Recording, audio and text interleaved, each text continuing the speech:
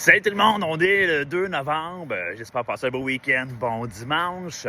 Et je veux dire ce matin de passer à l'action, soit en mode « et si tout est possible », soit en mode « et si tout est possible ». Donc même le mindset que tout est possible par rapport à ta vie, tes objectifs de vie, de retrouver ta santé, d'arrêter de fumer, d'arrêter de prendre de l'alcool.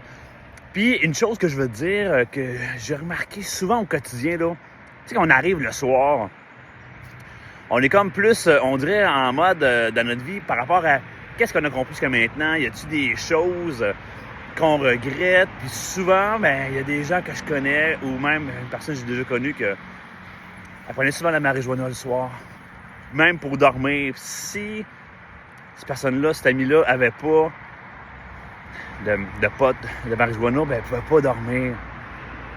Souvent, c'est le soir qu'on vit ces moments-là, que tu arrives à te coucher, tu sais, le syndrome là, du plafond, là, tu regardes le plafond, puis ça se fait tout seul.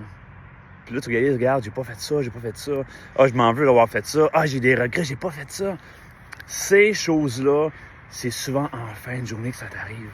Puis là, certaines personnes, qu'est-ce qu'ils font? Ils engourdissent ce sentiment-là avec l'alcool, la drogue, peu importe. Puis si tu veux évoluer, si tu veux être en meilleure paix pour ce qui est de toi-même,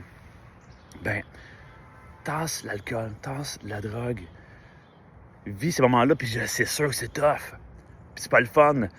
Mais la source est là. La source, pourquoi tu prends ça souvent, c'est ce que tu vis ces soirées-là ou ces journées-là.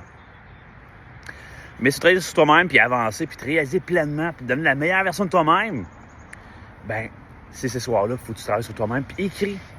Écris qu'est-ce que tu ressens, qu'est-ce qui te manque dans ta vie, pourquoi que tu es malheureux, pourquoi que tu ressens ça, pourquoi tu as besoin de prendre ces choses-là.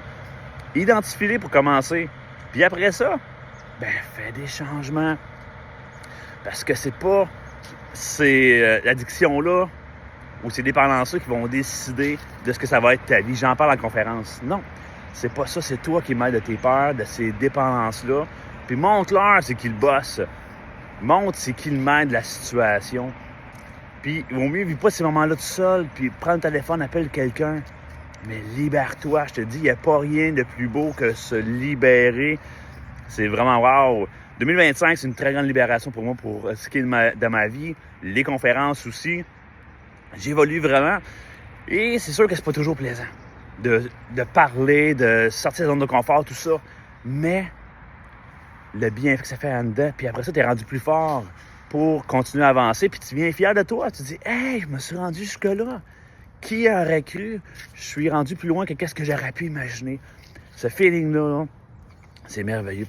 Et comme je te dis, ton mindset, et si tout est possible, c'est là. Fait que oui, c'est possible que tu tasses ces choses-là négatives de ta vie-là, puis que tu mises sur toi-même. Passe une belle journée, pense à ça.